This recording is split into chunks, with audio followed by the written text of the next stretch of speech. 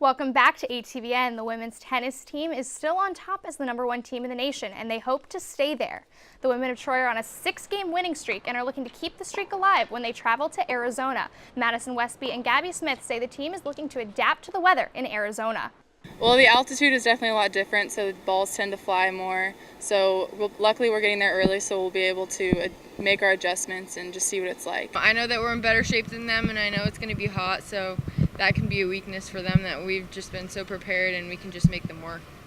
The team will face off against the Arizona Wildcats on Friday and the Arizona State Sun Devils on Saturday. The men's volleyball team has clinched a spot in the MPSF playoffs, but they're still fighting for a better seed and are prepping for their next match.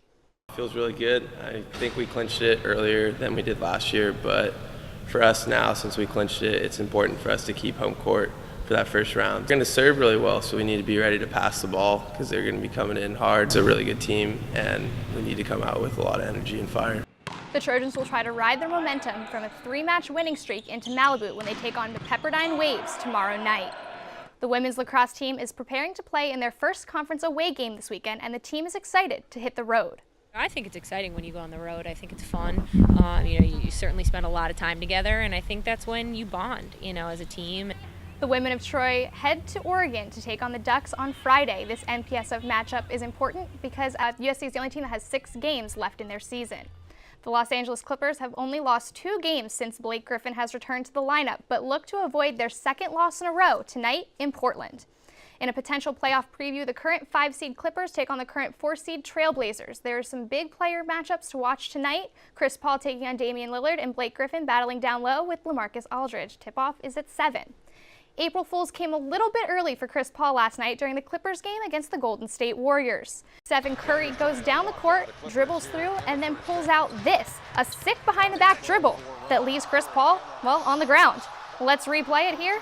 Look at that. He's fallen and he can't get up. Someone help him. Chris Paul, that was ugly. Curry wasn't the only one making jokes. Many athletes and sports teams wanted to get in on the April Fool's fun.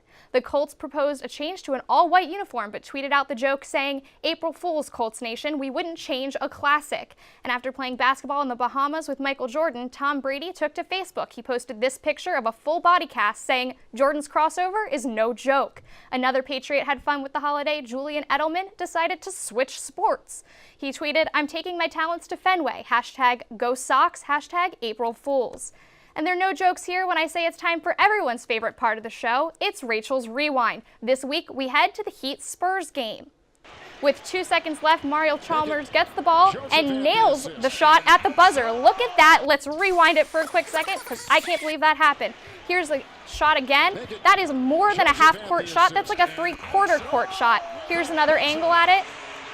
Look at that. Long, great shot.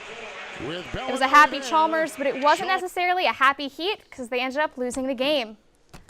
Well, still quite a play. Very true.